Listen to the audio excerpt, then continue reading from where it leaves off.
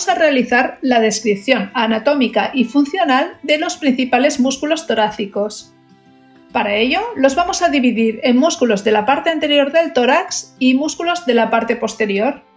En un tercer apartado conoceremos los principales músculos torácicos de la respiración. En la parte anterior del tórax consideramos 4 músculos principales: subclavio, pectoral mayor, pectoral menor y serrato anterior. El músculo subclavio se origina en la primera costilla y se inserta en la clavícula. Está inervado por el nervio subclavio y su acción consiste en deprimir y mover la clavícula en sentido anterior, ayudando a estabilizar la cintura escapular. El músculo pectoral mayor presenta 3 orígenes: la clavícula, el esternón y los cartílagos costales de la segunda a la sexta costilla, y en ocasiones de la primera a la séptima.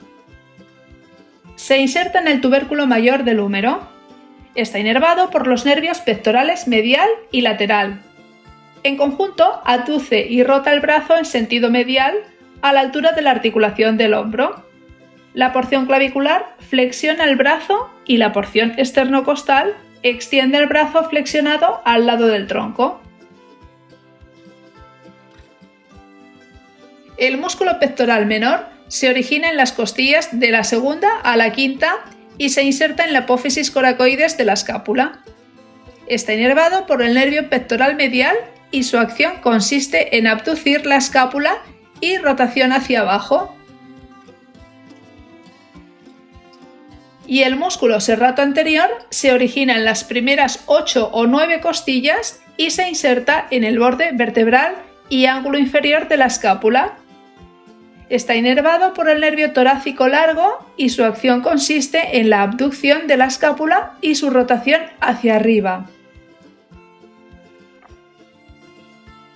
Por lo que se refiere a los músculos torácicos posteriores, consideramos a los 5 siguientes: trapecio, dorsal ancho, elevador de la escápula, romboides menor y romboides mayor.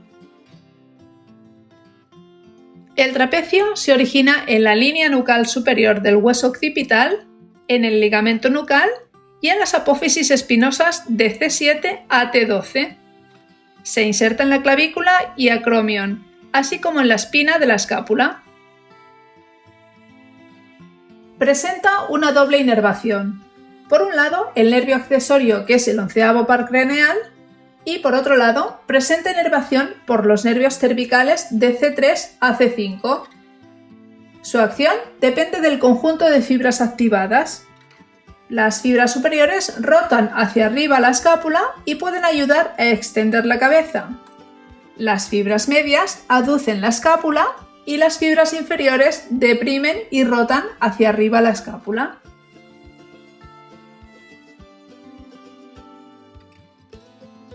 El músculo dorsal ancho se origina en las apófisis espinosas de T7 a L5, en las 4 costillas inferiores y en las crestas de sacro e ilion.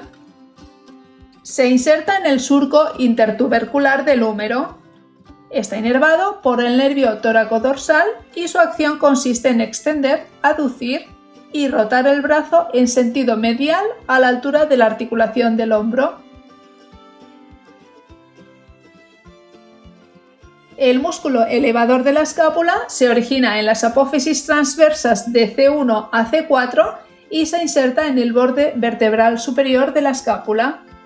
Está inervado por el nervio dorsal de la escápula y los nervios espinales de C3 a C5. Su acción consiste en elevar la escápula y rotarla hacia abajo. El músculo romboides menor se origina en las apófisis espinosas de C7 a T1 y se inserta en el borde vertebral de la escápula por encima de la espina. Está inervado por el nervio dorsal de la escápula y su acción consiste en estabilizar la escápula.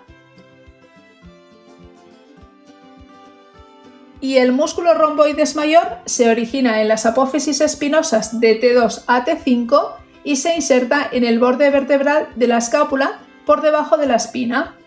Como el menor, También está inervado por el nervio dorsal de la escápula y su acción también consiste en estabilizar la escápula.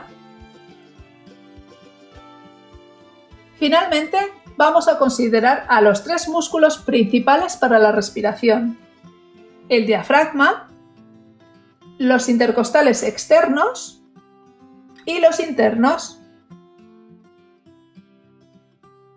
El diafragma es el principal músculo inspiratorio. Se origina en la apófisis sifoides del esternón, en cartílagos costales y porciones adyacentes de las 6 costillas inferiores y en vértebras lumbares y sus discos intervertebrales. Su inserción es en un tendón central, que es una aponeurosis resistente localizada en la zona central del músculo. Este tendón central se fusiona con la superficie inferior del pericardio y las pleuras.